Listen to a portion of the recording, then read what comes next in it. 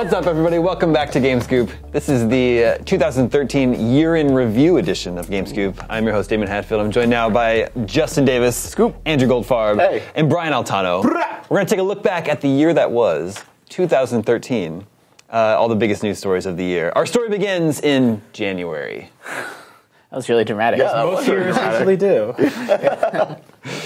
I think the biggest notable news of the year. What? I was just gonna say, what are these? Are these just like ones that you chose as being? I would look back. This is based on the stories that performed. They got the most traffic on IGN for that month. Yeah, okay. Are we going to guess? Or are you going to read it to us and then we talk? Just let him do the show. Jesus. It would be a lot longer and more drawn out show if you guys guessed, everyone. Nope, not that. Try again. Donkey Kong? Nope. On January 23rd, THQ was dissolved. Ooh, that was this year. Yeah. Isn't that crazy? Yeah.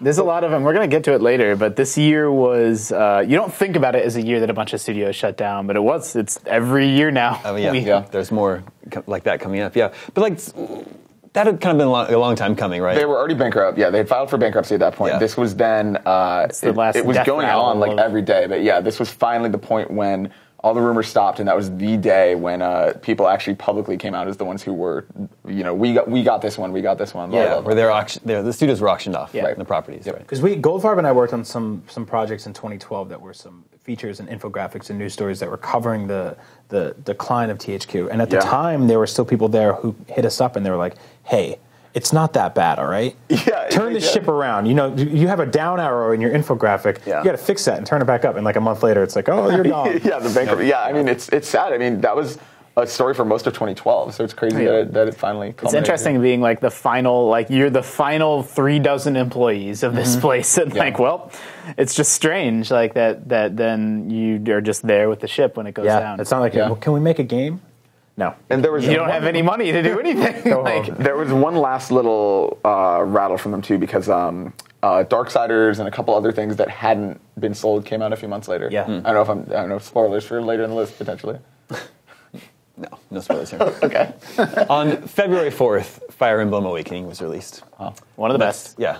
A lot of people think that's their game of the year. Yeah, interesting story with that one too, because people couldn't find it on February 4th. Yeah. Most people could not find that game. Nintendo did not anticipate demand for that one. Amazon wasn't carrying other people it. said that they might have sort of illegally messed with that system a little to get people to download it instead. Illegally? Yeah. Well, I mean, like they didn't shoot a cop or anything. They could, like, Satoru Iwata's gonna be arrested. What are you in here for? Oh man, Please understand, we just didn't print enough. On February, what was I going to say? With Fire Emblem, I was going to say that we announced our Game of the Year 2013 nominations, and I don't know if you guys have been getting different things. Ni no Kuni and Fire Emblem. Ni no Kuni and Fire Emblem are the two games that I'm getting the most upset tweets and messages about that we left off. Yeah, Ni no Kuni for sure. I haven't heard that much about Fire Emblem. I mean, it's funny because this was an insane year just for 3DS. I mean, the games that came out even after that are serious contenders for Game of the Year too. So it's the list could have been almost half 3DS, and you probably could have justified it. Yeah, a lot of really high-profile AAA games came to 3DS this year. They reviewed great. We loved them. They all sold pretty well, but I mean, only 10 games can make our list at the end of the year. Yep. This year, I remembered why I love Nintendo. Yeah. They totally won me back. I'm totally on board Wii U. with Nintendo. Because the Wii U. I like the Wii U a lot. I mean, if you took the sales numbers aside, Wii U had a pretty good year. Yeah, I mean, the first-party games that came out for it were great. Yeah. I just think they need more. Well, it had a pretty good second half of a year. Yeah. I think the first half was... Yeah. In every way but actual business success. Yes. The console's doing great. Yeah. Yep. So now it's just like a GameCube or an N64 again. Yeah. GameCube is great. I mean, it's true. Though, the games that come out for it are incredible, and I'm super excited for a lot of the things coming next year. But I just, this is the year when it struggled a little bit, and hopefully it finds its footing. Yeah, in this, the year of the Luigi. The year, which will continue into 2014. That's a problem. That was weird. On February 20th, the PlayStation 4 was announced. Yeah. At their big event. I ran a feature that's similar to this, or I'm running a feature that's the most read news stories of the year. And the PlayStation 4 reveal is not quite number one, but it is one of the absolute biggest, hugest in terms of traffic attention drivers all year long. We waited for so long to finally have next-gen consoles. Yeah, the big thing is that's the first one. They went first. And so, Microsoft got a tremendous amount of attention too, but next gen, this is the moment. February 20th was the moment where like this is real. It's happening. It was the elephant in the room that we'd known about, but no one had actually officially named as the PlayStation 4 yet. Yeah, we didn't. No one had acknowledged. Remember the Orbis? Yeah, the Orbis. Nobody acknowledged it. Like they were just like, oh, PS3 will be fun for years to come. We're like, just tell us about it. Yeah. You play this weird dumb game, but they're like, no, we're not. Like, what? What's the PlayStation 4? As of, like, November before that, people were saying next gen consoles in their game announcements that they couldn't specify yet. Yeah, and I remember that day. I mean, we all worked until like 11 o'clock that night. And it was a weird debut though, because it wasn't really about the games as much as we wanted it to be. Well, they didn't show held the a lot console. back. Yeah. Yeah, So they they didn't show the the design of the console until E3. And that was kind of the big four. And it's funny that Drive Club ended up not even coming out. But yeah, it was just Knack, Killzone, Infamous, and Drive Club, I guess. Yeah, and they had that big wall of logos of all the people that were working on things for the PS4. They had like deep down, there were some games there. But yeah, I mean, I think we were just so ready that we probably wanted like even more than they showed. That console went from literally not even being officially acknowledged to out and in stores in 9 months. Yeah, it's crazy. Yeah, Totally. And obviously the Xbox is even less. Yeah, it's cool. It's 6 months almost of the day for Xbox, I think. Spoilers. Sorry. On March 5th, Tomb Raider was rebooted. And I turned 27. There you go. All right. Nice. But yes, Tomb Raider. Tomb Raider's still my game of the year. Yeah, Just me personally. It's probably Justin Davis's personal game of the year choice as well. It is not my game of the year. Not even close, but I really enjoyed it. But there was a lot of really good games this year. Mm-hmm. To me, I mean, it was when I look back on Tomb Raider, I had an incredible time playing it. I thought that actually traversing that world was probably more fun than anything I'd done in a game this year. The better your character got, it felt like Resident Evil 4 and Metroid Prime and all these wonderful things put together. Exactly the kind of game I want to play. Yeah. But then I think about the story and the characters, and it fell apart a little bit for me. But I mean, everything else was right there. So I'm really interested to see where they go next. That game's really divisive. You know, I've been reading up on impressions of our Game of the Year nominees, and Tomb Raider is the one that some people are like, yeah, right on, and then half the people are like, that's the one game that needs to be stricken from IGN's list. It seems to not be Device 6? Well, a lot of people just don't know what Device 6 is, but people that do love it. Tomb Raider it's my personal choice for Game of the Year. I thought it's like Uncharted, but plays better, in my opinion. Yeah, I agree. And you have some Batman style, non-linearity, but some people think it's an example of everything that's wrong with modern game design, where it's all just like flash and not really a lot of substance, and like, you're parachuting through the trees, but it doesn't really. So I saw their point when we only saw trailers for that game, and I was really worried it was just sort of this like tunnel run QTE, never-ending scripted bullshit cutscene thing, but it really wasn't. Like the way that game opened up, it was more than probably The Last of Us opened up, or more than any Uncharted game opened up. Like just being able to be like, there's a secret up there. How do I get to it? I have all the time in this world and this huge island and all these tools at my disposal. Yeah. It was absolutely not just like run from the boulder and run from the plane. Like, but it had that too. It did. So to me, it was like the best of both worlds. Yeah. I'm going to play it again on my PS4. Yeah, me too. Oh, the definitive edition. With the hair physics. Yeah. March was a good month because on March 26th, Bioshock Infinite was released. Right. Is that your game of the year, Andrew? It's my top 3. I really need to decide what I'm actually voting for. Yeah. It might be, though. But yeah, I mean, that was crazy. I mean, that game was announced in 2010, I think. Might have even before that. Oh, man. And so it was probably in development for even a year or two before that. So yeah, I mean, that was a long time coming. Bioshock Infinite reveal event was weird. We don't need to dwell on it for a long time, but it was just a weird thing. I mean, it's the reveal event. So back in 2010 in New York, there was and that was when they fake people out. So the trailer begins with like a Big Daddy, but then it gets crushed, and you realize it's a fish tank that's in the city of Columbia, and they reveal it's not set in Rapture. Yeah, and I mean, the game changed a lot. We saw so many trailers leading up to that, and like then those elements didn't even necessarily end up in the game in the same way. But I mean, it's crazy that could have come out so much earlier this generation. Like this year was so interesting because a little bit of late last year too, but like we finally got like Duke Nukem, and we finally got like Bioshock, and we finally got these games that were just like languishing in development hell for so long. Yeah, I mean, not some fared better. Bioshock's weird because I had the total opposite experience with it that I did with Tomb Raider, in that everything Tomb Raider I absolutely loved playing it, but a lot of the lore and the characters and the world around it I didn't really go wild about. Whereas Bioshock, like the art and the character design and the story and the music and everything in place there was fantastic. But when it came down to just running around and shooting people in that game and throwing electric bolts at them, I got really bored with it after just a few hours. Yeah. So it's a weird, I mean, this year's so interesting because Last of Us, Tomb Raider, and Bioshock are these three. I mean, The Last of Us and Tomb Raider are obviously easier to compare apples to apples, but I think they're part of this like personal preference thing that like for me, Tomb Raider was like so repetitive. I got so sick of fighting waves of dudes every time I came into a room. Like that game is nowhere near my top 10 for the year. But like so many people feel that way about Bioshock, and I've talked to a lot of people who feel that way about Last of Us. Like it's really interesting seeing just like what combat and gameplay styles suit certain people. I find that like one of the most interesting parts. I thought The Last of Us was like the perfect balance of all of those things. Where I could say it's really fun to play. I don't think it was as fun as Tomb Raider, and the world's really cool, and I don't think it's as cool as Bioshock, but it's the best of all those worlds in one package to me. Interesting. Zelda's still better though. Yeah. On April 3rd. Star Wars 1313 was canceled. That hurts. I mean, especially once we saw more of it later and kind of what it was evolving into, and like when you find out Boba Fett would have been in it, would have been the focus. Like LucasArts in general, because that was the day LucasArts closed, right? Yeah, like that's such a crazy legacy that was like suddenly it's like the quote LucasArts about and THQ. Alderaan. Millions of voices. Yeah, millions of voices suddenly. Yeah. LucasArts is a big bummer. I mean, they were not really allowed to do anything other than Star Wars for a long time, but that's a studio that has like an incredible legacy, and you don't see it.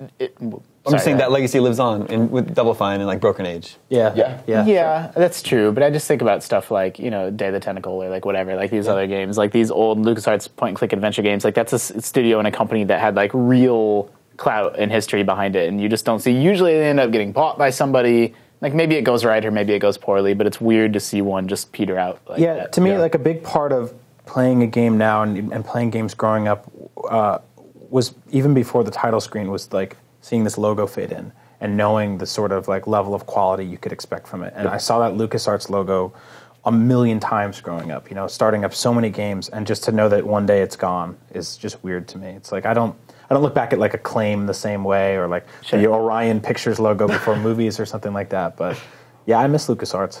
Yeah, I mean, it was weird having that happen so close to THQ because that felt like that first half of the year was like two major players in this industry were just suddenly gone, which is weird. Yeah. And especially that was April was weird because there are these like quarterly earnings calls we cover, and that probably like a couple weeks after that was kind of the first time that we didn't have to worry about THQ and that LucasArts was wiped off the map, and it's kind of weird.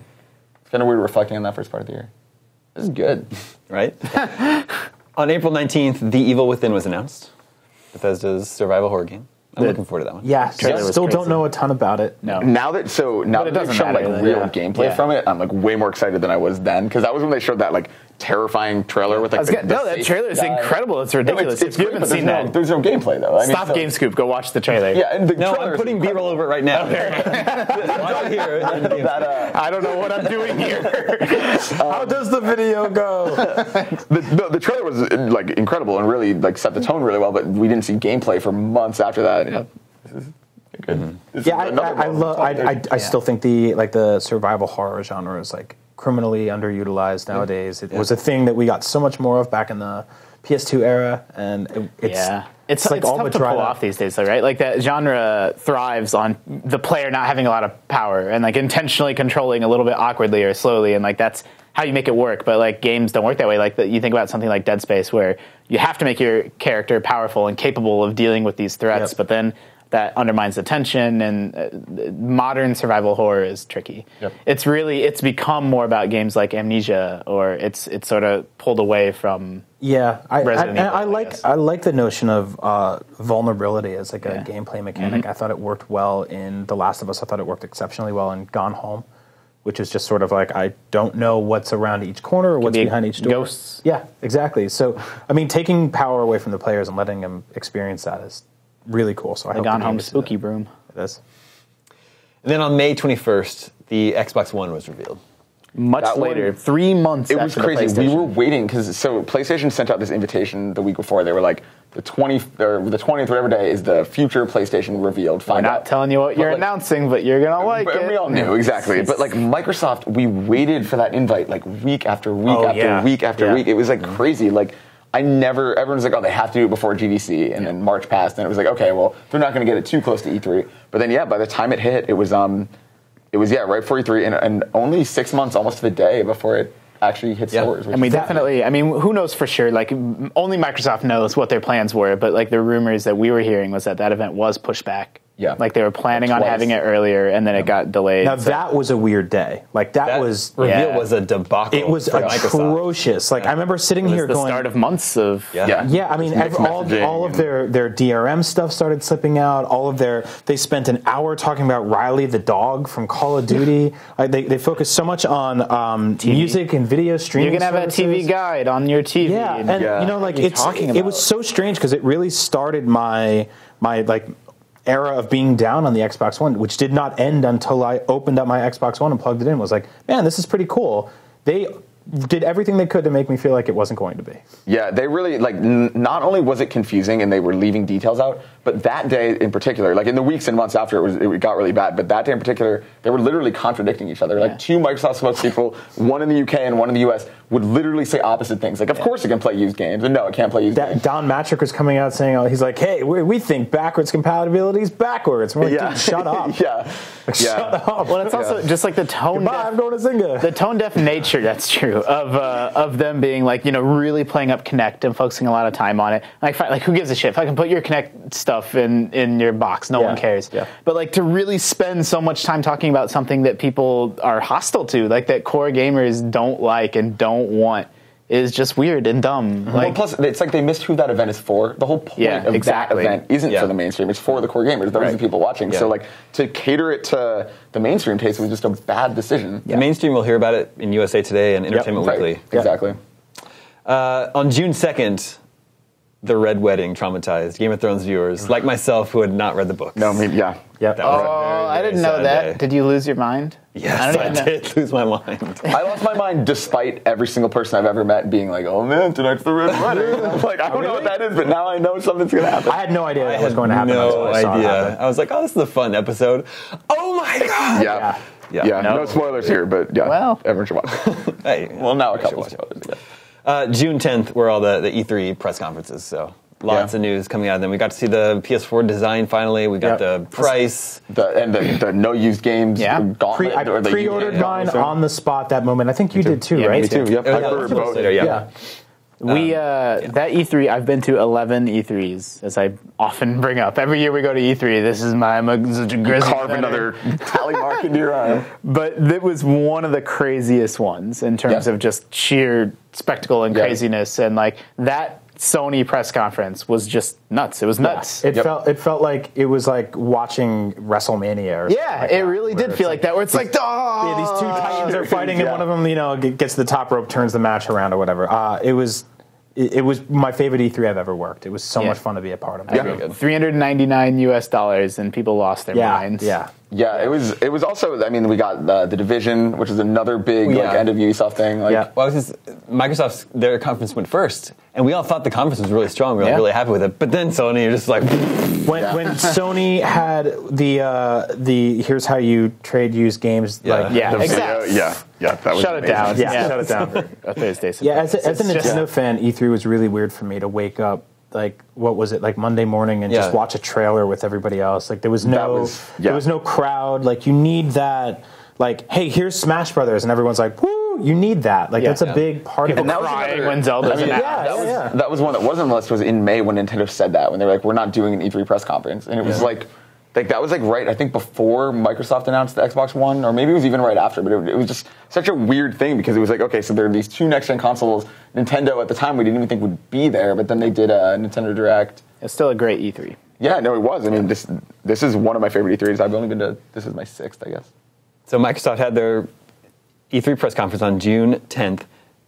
8 days later, no, sorry, I cannot math. 9 days later, Microsoft backtracks on all their Xbox One policies. It was 9 days? Yeah. But here's the thing, they spent all of E3, the entire show, doubling down on their policies, and then 13 days later said, no, all that stuff that we said was absolutely essential to making the next Xbox run. None of that's actually true. A lot of people had a really bad 12 days after. Yeah. It was Can you like, imagine being... you're not going home until you reverse engineer everything we've spent years doing. Well, I also don't, I mean, the Xbox One is going to be fine. Halo's going to be awesome. You know, it's going to have lots and lots of awesome games, but like, I cannot believe how badly they fucked up. I think I read the Xbox One's the most wanted single item on Amazon right now. Like, who knows who's going to selling win? well. Both those consoles are going to do great. And they already are. Yeah. I mean, like, that's what I mean. And they're going to why- continue to in the next year. I'd be tempted to say that all that Microsoft business would be the story of the year, but like it doesn't seem to have hurt sales that much. It didn't matter. Yeah, for sure. It's But sort it's of hard like to say. Like, who knows where they would have been without that stuff. it's sort of like the year before when PSN went down for a month and a half, and we were like, "Oh man, they're done forever." And then games came out and people bought them. Because we live in this bubble. There's so many people who literally don't even know that happened. Like, who Somebody, Call of Duty doesn't work again. Is that what the people who are outside of the bubbles? They're all Italian. I get those calls all the time. Even why won't my Call of Duty work? I'm like, the PSN's down. What's the PSN? Forget it. Make sauce.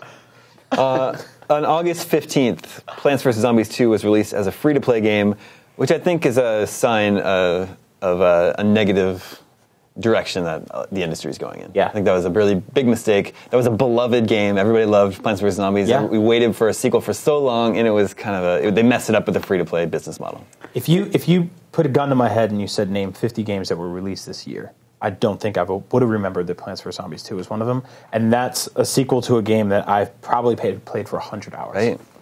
Yeah, I didn't get that far in it. I haven't spent any money on it. I got to like I cleared like that first little map or whatever. But yeah, it was missing something like that magic. Like I'm playing Peggle 2, right? Right. Peggle 2 still has the magic that Peggle 1 had. Yeah. Plants vs. Zombies 2 is missing that. Stuff makes me really sad. You say, like, you pointed out it's a big mistake, and what jumps out to me is, like, it probably wasn't. Like, here's the deal. That's why the situation just makes me sad. I know what you're going to say. Like, but, so... I don't know. What am I gonna say? I thought you were just going to say that, like... Elephants are the best animal, clearly. No, I'm saying like people, insiders tell me that they know it was a mistake. Like it didn't work. It didn't work out well for them. It's not making... I'm assuming that game's making money. Like, Probably not as much as they wanted. Plus, it's just not like people love Plants vs. Zombies. Nobody loves Plants vs. Zombies 2. Yeah. And I mean, this was them going like, this is a franchise now. Like, we're branching this off. We're doing spin-offs and sequels and everything. And the first step was like, hey, remember your backyard? Now it can time travel. I'm like, I don't really care about. See, I like the central conceit. I like all of it other than, like, I just think it was a mistake for that particular brand to do free-to-play. I don't see free-to-play as like an industry-wide mistake, but for that brand, people would have paid the premium price, I think. People were ready to pay $5 for it. And we're in a situation where, like, everyone in this room would rather have Plants vs. Zombies that they pay for, but the free one probably makes PopCap more money. And so it's like, what are we supposed to do with that information? It's like, well, it just kind of sucks. Like, it just sucks. Like, That sucks. On August 28th, Nintendo announced the 2DS. yeah, which traffic-wise, I believe, is the second biggest. That was one of our second biggest news story of the year on Nintendo IGN. announced. So this was August 28th? August 28th. Okay, so August 27th, Reggie Fils-Aimé showed me the Nintendo 2DS, and it was No one believed you. No, you didn't believe it. No, but no one in the office I did. didn't believe Reggie. Jose and I were sitting there, and he comes in. For this one, Reggie. He comes in, and he sits down, and he goes, and with the Wind Waker HD coming to platform, and blah, blah, blah, and that's why we have the sales across, and that's why today I'd like to show you the Nintendo 2DS. And I was like, you fucking with me. And he pulls his bag out, and he pulls his flat pancake DS that somebody broke under a truck. And he's like, it's $129, and it's got no 3D. And I was like, what the fuck? And I mean, Andrew Goldfarb, I thought you were going to lose your mind. Nobody believed us. You're on the phone with Brian and Jose. because Jose's the one who messed up. Because we believed Brian full on, and then Jose texted us, and he was like, "Oh, he's just trolling you," and that's what messed us up. Because Jose made us We came in from You Nintendo. came in and drew it? Yeah, we independently, you guys separated Jose and I, and you're like, each of you draw it and then hold up your drawings. You're like, it's the same thing. Yeah. It's a triangle. It's a wedge. You can put it on your door. All of that said, it was so ridiculous. Like, people thought it was insane, and then and it came out alongside Pokemon and has sold really, really well. Do we know? I was going to say, I don't know. I mean, it is gone everywhere. Like, anecdotally, it is not in stock. I would really like to know how it's selling. Yeah, I was wondering about that because in NPD it seemed like so accessible. It was $99 on Black Friday. Like, but it's also like for an entry-level console with Pokemon, that is like so smart for them to have. What does success versus failure look like for the 2DS? Like, does it matter? Like, do they need to sell 100 million, or if they don't sell that many, it's like whatever, who cares? Yeah, a lot of people were down on it. I thought it was a great idea. It's like the more people you can get playing your system, the more games get made for your system. So it's not for us. Like, it's not for anyone in this room. But so the 2DS, and it's for you in like 3 years. It's not for any of the rest of us. That's true. Since it's flat and it's 2D, like that's how they saved money. But there's other cost-cutting measures in the 2DS. It doesn't have a Wi-Fi switch. It's just done with software. There's other stuff like that. Like if they would have released a cheaper clamshell 3DS. Hey, we made a 3DS. It's still a clamshell, but it's not 3D anymore. We took the Wi-Fi switch out. We did some of that stuff, and now it's this cheaper price. Like, that makes sense. Yeah, the 3DS something, like some word that didn't because that's the problem. The 2DS name is partially I cannot believe how bad Nintendo naming and marketing has been lately. Right? I still think they missed an opportunity to bring back the Game Boy name and call it the Game Boy DS. That would have been awesome. Especially if they had made it gray with the purple buttons, I would have been there day one. But then it's even more confusing because it only plays... You have to buy a game marked 3DS to play in your 2DS. I promise you, they're like, wait, I bought my son a 2DS. You're trying to sell me this 3DS game. He doesn't have a 3DS. And then some GameStop click is like, no, look, like it's fine. Your 2DS can play these 3DS games. And she's like, okay, so what about this Wii U game for my Wii? He's like, well, no, that one doesn't. Yeah, exactly. The first time I saw the logo that's real life. I saw a logo that said available exclusively on Nintendo 3DS and 2DS. Yeah. And I was like, that's not exclusively. I don't know what that means. These are real things that are happening right now. The real issue there was they reneged on they put out a system that made children blind. That was their thing. Like the 3DS Who went blind from playing 3DS? John Fit. No. You have a picture of him. I have him right here. Look at the camera. No, look at the camera and let them know what they did to you. It was them saying, "Man, we got to have people of all ages playing this." But the thing on the box says we can't give this to somebody under 7 because it might kill them in the eyes. Well, we also and now 3DS games like Zelda tells me to stop all the time. It's like you've been playing a while. Do you want to take a break? And I'm like, oh, like I started and finished one. Like if you go from one windmill to another, it automatically says that. So sometimes that's like 6 minutes apart. Yeah. Yeah. And then I feel like the game, I'm like, I'll tell you when I'm done. Yeah. On September 17th, Grand Theft Auto 5 was released. Finally. Probably the biggest game of the year, made $800 million in one day. Yeah, and I mean, it was the reveal of that game, was like the hardest day. Like that was just like the biggest, most insane day when they finally revealed that game, and there was so much speculation around it. Like undeniably the biggest game of the year. I'm not saying best or anything like that, but biggest by not even close. Possibly of like it's like here and number 2 is like over. It's off camera right now. Like in terms of the amount of just buzz and attention. I forget who I was talking to, but it was I was talking to a publisher recently, and they're like, "Man, you guys were writing GTA stories like all year. Like, how do we get that kind of attention on IGN?" And I was like, "Put out 2 screenshots every 2 weeks for a year, and you will always be also make a Grand Theft Auto game and make a GTA." Yeah, that doesn't work for like Pancake Madness on mobile or whatever. It doesn't. But it was Pancake like Madness a real game. I mean, it has to be a real game. How many days did we come into work and it was like new screenshots today? We got to do rewind theaters. We're doing news stories. We're doing videos and blah blah blah. We're doing a game scoop and a beyond, and there was.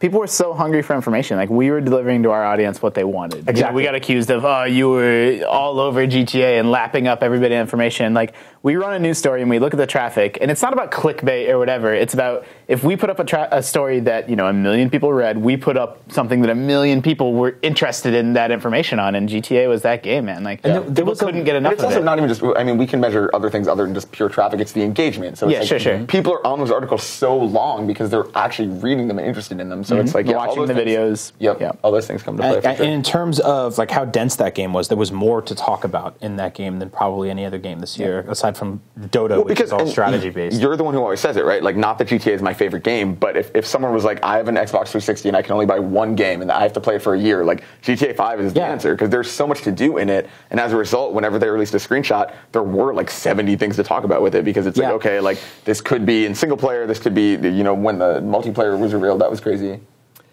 September 20th is when Nintendo announced the Wii U price cut in the Wind Waker bundle, which I bought.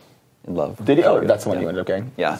The week of September 25th is when Valve made their Steam Machine announcement, Steam OS, and revealed the controller. Which was really cool, but I feel like hyping it up the way they did and using the number 3, it was almost anticlimactic. Like, if they had just come out and said all of that, I think it would have been almost bigger than it ended up being. Because by hyping it, like, we didn't know what to expect. We thought it was going to be something, like, so game-changing, and that has the potential to be long-term, but in terms of that initial announcement, I don't think it was quite there yet. I don't know what to make about Steam Machines. The announcement was strange. Valve, just their aloofness, or just, we don't care whether we get good press or bad press. Here's our thing. Hope you like it. Okay.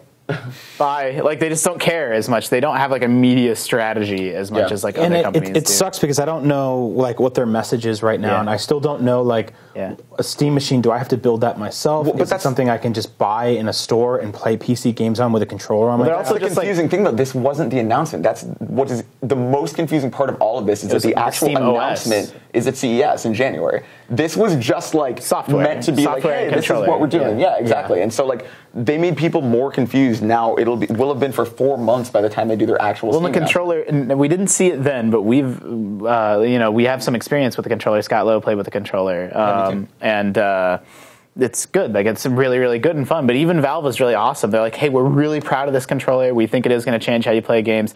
Like, but will you be able to win at Dota with it? And they're like, nah, probably not. Yeah.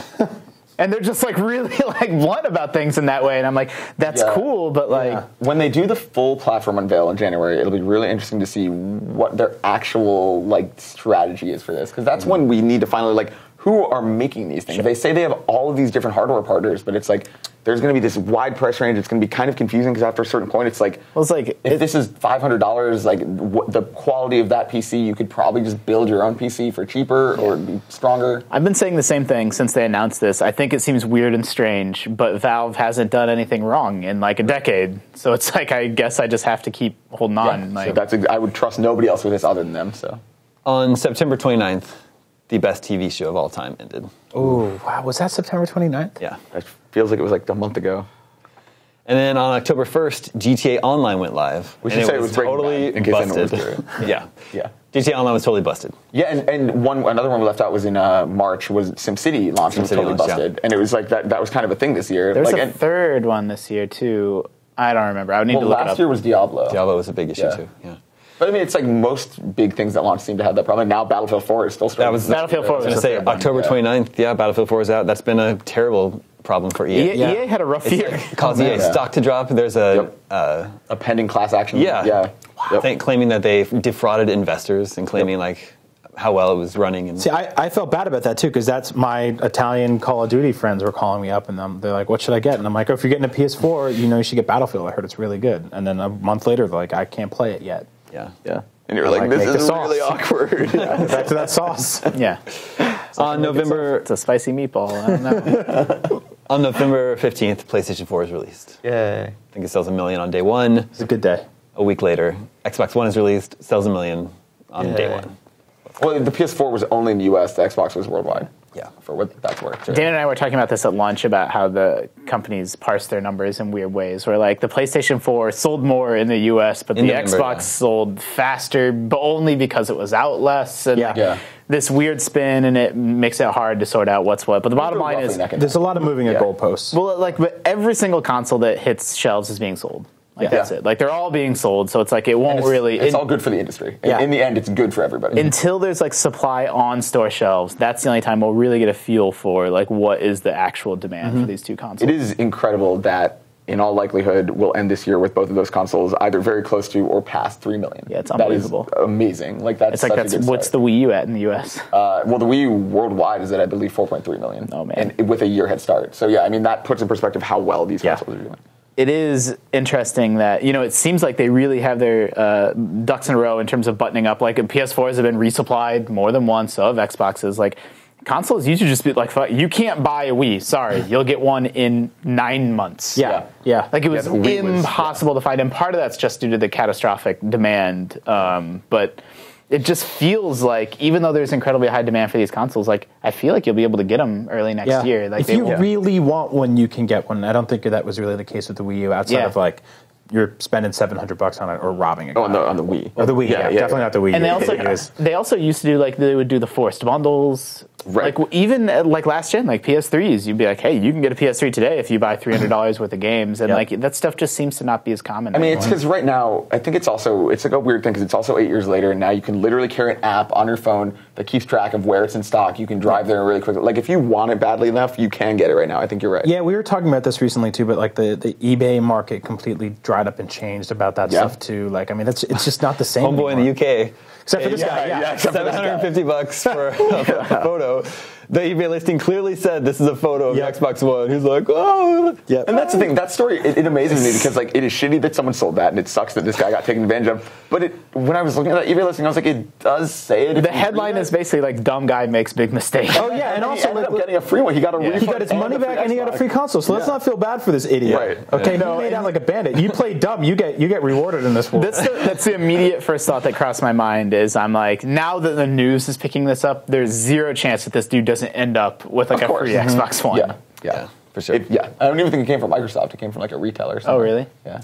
The same day that the Xbox One was released, A Link Between Worlds was released. What a good day for video games. 22 years after A Link to the Past. Yeah, that was a weird weekend for me because I was sitting there going, I bought a PS4 a week ago. I got an Xbox One sitting right here. They're all hooked up. They're beautiful, amazing systems. I'm going to play Zelda. Yeah. Yeah. That Zelda game, in my opinion, is the best Zelda game in a decade. Yeah. I think it's the best one since Wind Waker. I think it's better than Twilight Princess, better than Skyward Sword, better than Phantom Hourglass, Fair Tracks. Like, it is just so good, and it gets it right. It gets the formula right.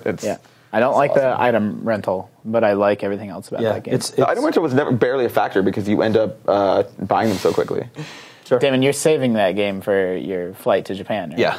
Oh, you're gonna have so much fun. I think you'll love it. If you I'm sure. Like, I haven't. It's funny because I don't really know that many people who haven't played Link to the Past, and so I wonder how much of it is that nostalgia coming back. But have you not played Link to the Past? No, I have. Oh. No, but that's what I was going to say. As someone who has, you'll love it immediately because the music and everything about it reminds you of it so quickly. And I don't know if that's like manipulative or something. Like, maybe that's just because I have so much love for that game. Well, I mean, what I saw was sort of divisive. Like, but some people, like Jose Otero, our Nintendo guy, was like, I don't like that it Me too. relies on that stuff. Yeah, you too. And me, I didn't really feel like it dragged it down. I thought it sort of boosted it up a little bit. So, I mean, I think they had an opportunity. Like, it's finally like when you're a kid and like Zelda's top down, then it goes to this other thing. Ocarina of Time comes out. You're like, well, top down Zeldas are over. That's just done.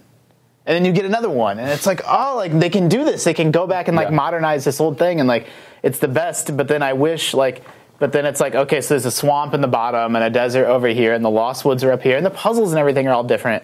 But like it does mess up that feeling of adventure, like when the Lost Woods are in the top left, like. There could have been anything up there instead of like something that I know what's up there and I know where Death Mountain is. And like, I do wish that they would have done that exact same game but done it brand new. Sure. Yeah, this isn't a spoiler cast on Link Between Worlds. A couple things to wrap up in December. Telltale announced 2 new game series, Tales from the Borderlands and Game of Thrones. So now they've got 4 episodic series. And I didn't scoop one of them.